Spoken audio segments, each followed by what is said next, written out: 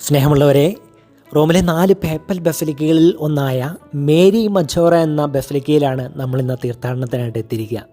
നമുക്ക് ഈ ദേവാലയം വളരെ വിശദമായിട്ട് കാണുകയും നമുക്ക് പ്രത്യേകമായിട്ട് പ്രാർത്ഥിക്കുകയും ചെയ്യാം.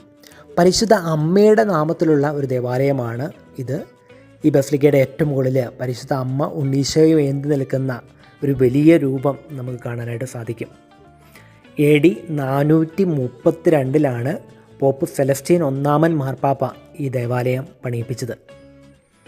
431 എഫേസസ് കൗൺസിൽ കൂടിയത്.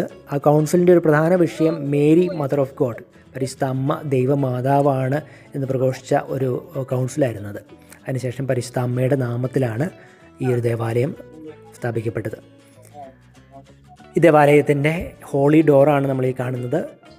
ദേവാലയത്തിന് മുൻപിലെ ഈ ഹോളി ഡോറിലൂടെ നമ്മൾ നോക്കുമ്പോൾ ദേവാലയത്തിൻ്റെ ഉള്ളിലെ ഇങ്ങനെയാണ് നമുക്ക് കാണാനായിട്ട് സാധിക്കുക. അൾത്താരയുടെ മുന്നിലായിട്ടുള്ള ചിത്രപ്പണികളിൽ ഏറ്റവും മുകളിലായിട്ട് നമ്മൾ കാണുക ഈജിപ്തിൻ്റെ അടിമത്തിൽ നിന്ന് മോശ ഇസ്രായേൽ ജനത്തെ ചെങ്കടലിൻ്റെ നടുവിലൂടെ കൊണ്ടുവരുന്നതിൻ്റെ ഒരു ചിത്രീകരണമാണ്. അതോടൊപ്പം തന്നെ മെയിൻ ഡൂമിൽ, അൾത്താരയുടെ മുകളിലുള്ള ഡൂമിൽ പരിശുദ്ധ അമ്മയെ സ്വർലോകരാജ്ഞിയായിട്ട് മുടിധരിപ്പിക്കുന്ന ഒരു ചിത്രവും നമുക്ക് കാണാം. ദേവാലയത്തിൻ്റെ ഹോളി ഡോറിലൂടെ ഇന്ന് നമുക്ക് പ്രവേശിക്കാൻ സാധിക്കുകയില്ല. വലതുവശത്തിലൂടെ ഉള്ള ഡോറിലൂടെ നമ്മൾ ദേവാലയത്തിൻ്റെ ഉള്ളിലേക്ക് പ്രവേശിക്കാം. വളരെ വിശാലമാണ് പരിശുദ്ധ അമ്മയുടെ നാമത്തിലുള്ള ഈ ദേവാലയം. ഈ ദേവാലയത്തിന് ഒത്തിരി പ്രത്യേകതകളുണ്ട്. ഒന്നാമതായിട്ട് ഓഗസ്റ്റ് 15 പരിശുദ്ധ അമ്മയുടെ സ്വർഗാരോപണ തിരുനാളിൻ്റെ അന്ന് ഇവിടെയാണ് മാർപ്പാപ്പമാർ വിശുദ്ധ ബലി അർപ്പിക്കുക. അതോടൊപ്പം തന്നെ പല മാർപ്പാപ്പമാരും ഇവിടെ സംസ്കരിക്കപ്പെട്ടിട്ടുണ്ട്. ഇത് വത്തിക്കാന് മുമ്പ് മാർപ്പാപ്പമാർ വസിച്ചു കൊണ്ടിരുന്നത് ഇവിടെയാണ്. നമ്മളിതാ ദേവാലയത്തിൻ്റെ അൾത്താരയുടെ അടുത്തേക്ക് എത്തിയിരിക്കുകയാണ്. ഇവിടെയുള്ള ഒരു പ്രത്യേകത, ഈ ദേവാലയത്തിൻ്റെ അൾത്താരയുടെ തൊട്ട് താഴെയായിട്ടൊരു ക്രിപ്തയുണ്ട്. ഇവിടെയാണ് വിശുദ്ധ ജെറോമിനെ സംസ്കരിച്ചിരിക്കുന്നത്. വിശുദ്ധ ജെറോം നമുക്കറിയാം സഭയുടെ ഒരു ആദ്യകാല സഭാ പണ്ഡിതനാണ്. ഈ വിശുദ്ധനാണ് ആദ്യമായിട്ട് ലാറ്റിനിലേക്ക് ബൈബിൾ തർജ്ജമ ചെയ്തത്. ഇപ്പോഴും നമ്മൾ ഉപയോഗിക്കുന്ന ബൈബിൾ കമൻട്രികളൊക്കെ വിശുദ്ധ ജെറോമിൻ്റെതാണല്ലോ. ഇതാ ഇവിടെ വലിയൊരു തിരുശേഷിപ്പ് നമുക്ക് കാണാനായിട്ട് സാധിക്കും. ഈ തിരുശേഷിപ്പ് കാലിത്തൊഴുത്തിലെ ഒരു തിരുശേഷിപ്പാണ്. ഉണ്ണീശോ ജനിച്ച കാലിത്തൊഴുത്തിലെ ഒരു തടിക്കഷ്ണമാണ് ഇവിടെ കാണുവാനായിട്ട് സാധിക്കുക. ഇവിടെ വന്ന് ഒത്തിരി പേര് പ്രാർത്ഥിക്കുന്നു. നമ്മുടെ പ്രാർത്ഥനകളും നിയോഗങ്ങളുമെല്ലാം ദൈവസന്നിധിയിലേക്ക് നമുക്കും ഉയർത്താം. ദേവാലയത്തിൻ്റെ ഇരുവശങ്ങളിലും നമുക്ക് പല ചാപ്പലുകൾ, ചെറിയ ചാപ്പലുകൾ കാണാം. ഇത് നേറ്റിവിറ്റി ചാപ്പലാണ്. ഈ ചാപ്പലിൻ്റെ ഒരു പ്രത്യേകത, ഇവിടെ ബ്ലെസ്സഡ് സാക്രമെൻ്റ് സൂക്ഷിച്ചു വെക്കുന്ന, തിരുവോസ്തി സൂക്ഷിച്ചു വെക്കുന്ന വളരെ വലിയ ഒരു ഗോൾഡൻ ആയിട്ടുള്ള സക്രാരി കാണാം. അതുപോലെ തന്നെ ഇതിന് മുകളിലേക്കുള്ള ഈ ഡൂം ഏറ്റവും മനോഹരമായിട്ടുള്ള ചിത്രപ്പണികളാൽ അലങ്കരിച്ചിരിക്കുന്നതായിട്ട് നമുക്ക് കാണാം. ഈ ഒരു ഡൂമിൽ പരിശുദ്ധ അമ്മയുടെ ജീവചരിത്രമാണ് ഏറ്റവും മനോഹരമായിട്ട് വരച്ചു ചേർക്കപ്പെട്ടിട്ടുള്ളത്. അതുപോലെ ഈശോയുടെ ആദ്യകാല ജീവിതത്തെക്കുറിച്ചും ഈ നേറ്റിവിറ്റി ചാപ്പലിൻ്റെ ഡൂമിൽ ഏറ്റവും മനോഹരമായിട്ടുള്ള ചിത്രപ്പണികളാൽ വരച്ചു ചേർക്കപ്പെട്ടിട്ടുണ്ട്. മനോഹരമായ ഈ സക്രാരിയുടെ താഴെ കാണുന്ന ക്രിപ്തിയിൽ അവിടെ ഒരു ബലിപീഠം നമുക്ക് കാണാം.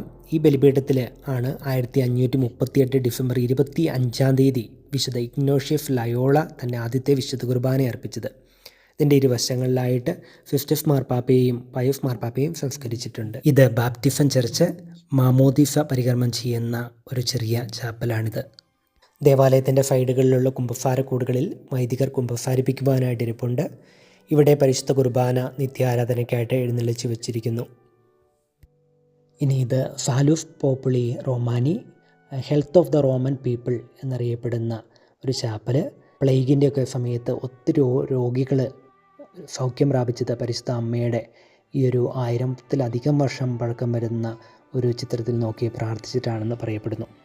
നമ്മുടെ ഫ്രാൻസിസ് മാർപ്പാപ്പയ്ക്ക് ഏറ്റവും അധികം പ്രിയങ്കരമായ ഒരു ദേവാലയമാണ് ഈ ഒരു ദേവാലയം, മേരി മജോറ ബസലിക്ക.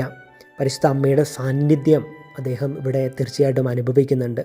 റോമിന് പുറത്തേക്ക് എപ്പോഴെങ്കിലുമൊക്കെ യാത്ര പോകുമ്പോൾ ഈ ദേവാലയത്തിൽ വന്ന് പ്രാർത്ഥിച്ചിട്ട് മാത്രമേ പുറത്തേക്ക് പോകാറുള്ളൂ. അതുപോലെ തന്നെ തിരിച്ചു വരുമ്പോഴും വത്തിക്കാനിലേക്ക് പ്രവേശിക്കുന്നതിന് മുമ്പ് ഈ ദേവാലയത്തിൽ വന്ന് പ്രാർത്ഥിച്ചിട്ടാണ് വത്തിക്കാനിലേക്ക് പോവുക.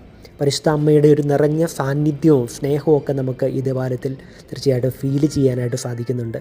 തൻ്റെ മരണശേഷം ഇവിടെ അടക്കപ്പെടാനായിട്ടാണ് ഫ്രാൻസിസ് മാർപ്പാപ്പ ആഗ്രഹിക്കുന്നതെന്നാണ് പറഞ്ഞിരിക്കുക. പരിശുദ്ധ അമ്മയുടെ നിറസാന്നിധ്യം തുളുമ്പി നിൽക്കുന്ന ഈ ദേവാലയത്തിൽ നമുക്കും പ്രാർത്ഥിക്കാം. ഈശോയുടെ തിരുഹൃദയത്തിൻ്റെയും പരിശുദ്ധ അമ്മയുടെ വിമല ഹൃദയത്തിൻ്റെയും തിരുനാൾ ആഘോഷിക്കുമ്പോൾ ആ വലിയ സ്നേഹത്താൽ നിറഞ്ഞു നിൽക്കുവാനായിട്ടുള്ള കൃപയ്ക്കായിട്ട് നമുക്കും പ്രാർത്ഥിക്കാം. നമ്മുടെ പ്രാർത്ഥനകളും നിയോഗങ്ങളും എല്ലാം ദൈവസന്നിധിയിലേക്ക് പരിശുദ്ധ അമ്മ വഴി സമർപ്പിച്ചുകൊണ്ട് അവിടുത്തെ വലിയ അനുഗ്രഹം നമുക്ക് സ്വീകരിക്കാം. നമ്മുടെ കർത്താവായ ഈശോ മിശിഹായുടെ കൃപയും പിതാവായ ദൈവത്തിൻ്റെ സ്നേഹവും പരിശുദ്ധാത്മാവിൻ്റെ സംസർഗവും പരിശുദ്ധ അമ്മയുടെ മാധ്യസ്ഥവും നാം എല്ലാവരോടും കൂടെ ഉണ്ടായിരിക്കട്ടെ, എപ്പോഴും എപ്പോഴും എന്നേക്കും. ആമേൻ.